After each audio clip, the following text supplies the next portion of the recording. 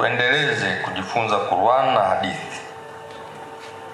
Mtume Muhammad sallallahu alisema, mimi ni wa kujifunza aliyotoka kwa Mwenyezi Mungu, na mimi ni waombe tutumie siku hii kuimarisha uhusiano wetu na Qur'an na maneno ya mtume wetu.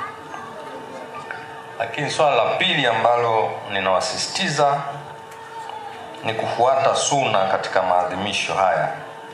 Tuwe waangalifu, tusiruhusu mambo yanayoendana kinyume na hali ya takwa au kuabudu kwa vitu visivyotakiwa. Tufanye mambo ya kuwapendeza watu bila misingi au maonesho yasiyo ya dini. Maulidi ibaki kuwa tukio la kiroho na jambo ambalo linatukaribisha kwa mtume wetu. Lakini jambo la tatu ninalosisitiza ni swala la upendo na mshikamano kwa Waislamu. Mtume wetu ametufundisha umoja, lakini tunapoadhimisha Maulidi ni fursa ya kuimarisha maelewano, kusaidiana, kukabiliana na chuki na kuunganisha ndani ya jamii yetu ya Waislamu. Kila mmoja ajione anayo fursa sawa na mwenzake, kama ambavyo mmemsikia Mheshimiwa Mkuu wa Wilaya amesema. Dini hii wakati fulani ina ugumu wa kutofautisha nani tajiri nani maskini. Pale tunaporejea kwa Muumba wetu katika kustiriwa kwetu, unaweza usibaini tofauti hiyo. Lakini swala la 4 ni kuleta mabadiliko chanya, kama ambavyo wamesema. Hatuko hapa tu kusherehekea, bali pia kujiuliza, je, maisha yangu mimi binafsi yanabadilika? Je, jamii yetu ina haki ya mabadiliko? Lakini je, ninatumia mafundisho ya mtume kuwa sehemu ya kutoa elimu, kuwa sehemu ya kutoa huduma kwa jamii, na kuwa sehemu ya kutoa msaada kwa wanyonge? Maadili leo yamepotea na nafasi yake ya kupoteza maadili ni kubwa.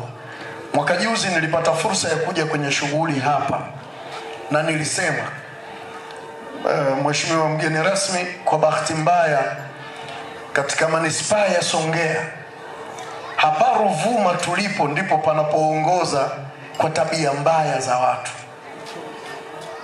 Sio jambo zuri kulisema, lakini ni uhalisia. Sasa hili jambo sio jambo jema. Shughuli hizi zitupelekee kwenye mabadiliko. Kwa uzoefu wangu kupitia TISTA, tuna taasisi inayojihusisha na masuala ya elimu kwenye shule zetu. Wanarekodi kata hii ya Ruvuma kuwa ndio kata inayoongoza kuwa na watoto wengi watoro wa shule, lakini watoto wengi ambao hawana nidhamu shuleni. Na hili sio jambo jema la kufurahiwa hata kidogo. Watoto wengi wa Ruvuma wanafanya biashara, utawakuta mitaani wanauza mboga wakati wa masomo na shule. Jambo hili halifai. Elimu, mashekhe hawa wanajua, elimu ndiyo fardhi ya kwanza kuliko fardhi nyingine yoyote. Fa awwalu ma farada Allahu li ibni Adama al-ilma, la mwanzo alilofaradhisha Allah kwa binadamu ni elimu. Haithu qala jalla ismuhu al-alim, kama alivyosema Allah mtukufu, wa 'allama Adama al-asma'a thumma 'aradahum 'ala al-malaika. Allah kwanza alimfundisha Adamu elimu ili aweze kumudu na kutawala mazingira yake. Sisi tunaitupa pande elimu, hatuishiki. Na kwa sababu tunapoteza elimu, ndio tumedondoka pabaya kwenye tabia zisizofaa, kwa maana ya kile tunachokiita mmomonyoko wa maadili. Elimu moja ya malengo yake, lakini ndio lengo lake kubwa, ni maadili ya wanajamii. Yani mtu aliyeelimika ni yule mwenye maadili kwenye jamii. Na katika mkoa wetu mnafahamu uchumi upo sasa. Tuna makaa ya mawe. Napenda kurudia tena, makaa ya mawe ni uchumi. Naona magari mengi yanapita hapa, na sera ya nchi hii ni kwamba mwananchi mmoja mmoja ama kupitia vikundi pia mnaweza mkamiliki uchumi wa madini. Sasa ni ngumu sana kuchimba makaa ya mawe kabisa. Sisi wote hapa hatuwezi, kwa sababu kunahitajika teknolojia kubwa, lakini tunaweza kushiriki kwenye uchumi huu. Msikiti huu unaweza kukamiliki kitalu cha madini au kitalu cha makaa ya mawe. BAKWATA mkoa inaweza kuwa na vitalu 10 hata vitalu 15. Hata wasipochimba leo, watoto wale baadaye sisi tutakapokuwa tumeondoka duniani watakuwa na uelewa mkubwa.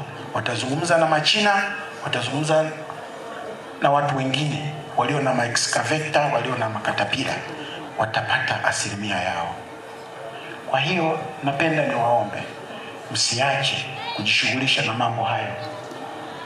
Maimamu na mashehe, tutumieni sisi viongozi kwamba elimu gani twaweza kufanya kupata vitalu 4, 5 ya makaa ya mawe, ili hata msipochimba muambie wale wenye vifaa wakichimba wawagawieni sehemu ya mali hiyo.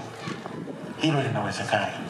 Na Mheshimiwa Mkuu wa Mkoa, mnafahamu ni kiongozi mnyenyekevu. Mkienda kwake hamtaweza kukwama ajenda hiyo kufanikiwa.